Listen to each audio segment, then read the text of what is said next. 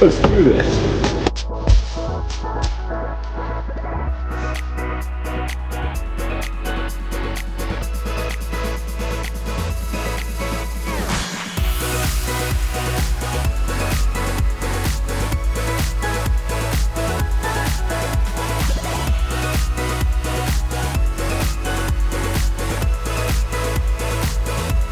What's going on, my kings and queens?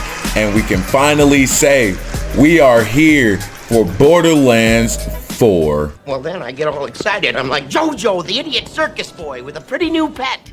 Borderlands 4 has been a great game. It has been a fun game. I played through the story. I've got through to level 50. I've been playing as my corrosive Hellfire Rafa build, but with a slight adjustment to the Hellfire.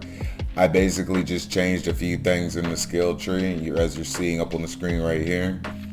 But other than that, we've been killing it with Rafa. People are saying that the melee is a little under level for Ultimate Vault Hunter 5, but since I haven't even got there, I only got Ultimate Vault Hunter 1, as y'all can see. We have been grinding, but all in all, the game is good. I haven't had too many performance issues. Like, a lot of people, I can see all the PCs that have been going on a rant. All the PC people, all the PC gamers are having tons of issues with their gameplay crashing, the stuttering, all sorts of things going on. But all in all, for my PS5, I'm a PS5 player, my console works perfectly. It doesn't like skip, it runs pretty smooth on mine. So I can't say anything about anybody else's gameplay, but the gameplay's been great for me. The performance has been awesome. The loot has been crazy. Rafa's amazing. I like the way he plays. I like being up in people's faces and moving fast and moving around the field. And now I have this build where I'm just cutting through people. Whenever I get a crit, I'm leaving my grenades and it's just blowing up this giant ice wave thing that just has this big AoE effect. It's huge, and it freezes enemies in place, so it gives me easier targets to hit. So it's a fun little build.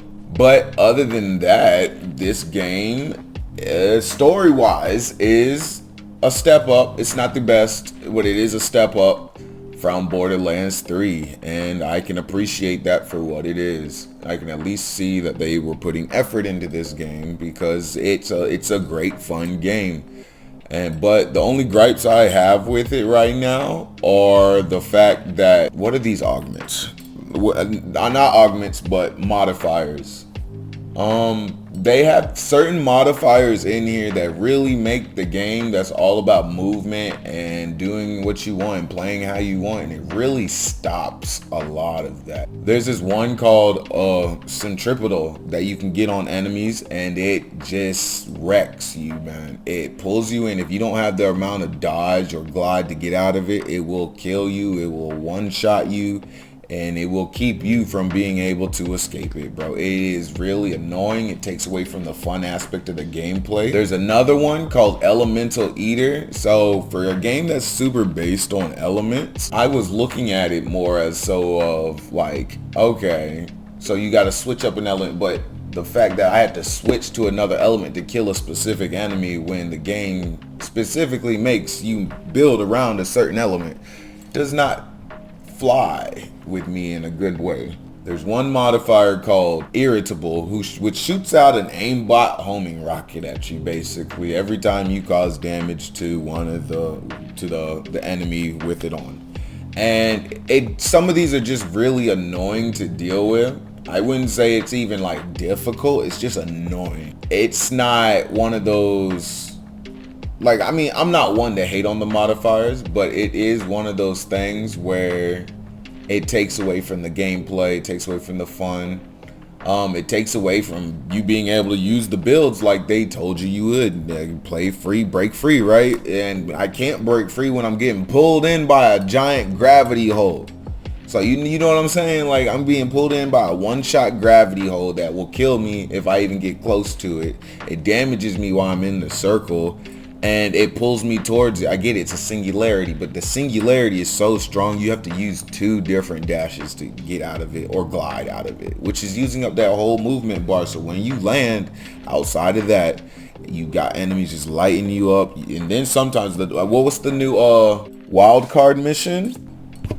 is modifier hell, you guys. We got centripetal, we got tricky, and we got immovable. Like bro, why? But hey, it's okay. Hopefully they'll patch it later on. I'm really enjoying the game. Me and my boy Martinez, I'm really enjoying the game.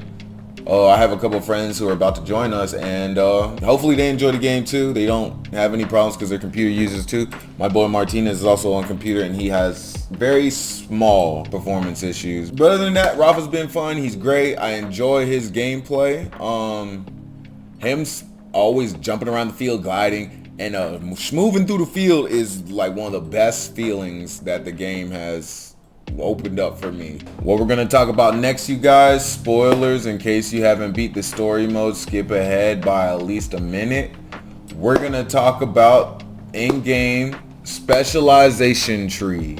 Specializations is basically another tree that if you play a certain way, you can go down the tree and it builds towards the way you play. Basically, you have 4 more augments to deal with, so you can use those as more slots to slot in 4 more of those passive skills you have up there. I'm not going to tell y'all too much about it, but I am going to say that Endgame is not the best, you guys. As great as the game is right now, Endgame is its weakest point. There's nothing to do. You have to wait on. All you can do is a weekly wild card. You can do Moxie's big encore mission a few times. You can also run around and farm, but that's just about the basics of it. Until the DLC comes out, until raid bosses come out, like there's nothing to do. There's nothing to do. But I'm enjoying the game for what it is. I'm not gonna say it's bad, but its in-game content is really putting a dampener in its rating for me. If I was gonna give it an 8, it would be bumped down to a 7 right now because of the end game. A 7 is pretty decent for me though. So I'm not gonna say anything like horrible. I'm not gonna say it's a horrible game. It's fun. I'll say that one thing to get used to, and it took some time to get used to, is the movement, the new ability to double jump, glide. Rafa's melee, its melee attack has a capability and it's very forgiving when it attacks people in a wide range. So you really don't have to be hitting them on a target marker. It's fun. They really thought about what they were doing with the game, and I can really appreciate that. The map, I want them to change this whole mapping system, bro, because I do not like it. I had to check in my map so many times just to figure out where I was going, just to see where the direction was that the quest was. My homie was having a tough time finding, and he's a beginner. He doesn't play Borderlands. He's never played a single Borderlands game in his life. And he loves the game. He's having fun. He's level 40 now. He's having fun. But his only problem with it, and it's mine too, but it's not as high on my list, is the fact that you always have to go to the map to find what you're doing. And that little compass sucks. The compass, I don't like it. Yeah, it shows you where things are, but I miss the old Borderlands where it actually showed you on a mini map or something, bro, because I don't know why they took that out. That's one of the biggest gripes I had at the beginning of seeing all the gameplay, which is what it should be. It's just there's nothing to do after you guys really get into the end game. But that's gonna be my review of the Borderlands 4. I'm so excited that we're finally here, and I can't wait to see what they actually do with this game later on. And I'm going to continue to loot, shoot, finding these god rolls. But if y'all enjoyed the video, like, subscribe, and comment down below. What do y'all think about Borderlands 4? What are your gripes? What is your pros about it? But without further ado, y'all, this is Wukong, the light skinned one, and I hope y'all have a blessed day. Peace.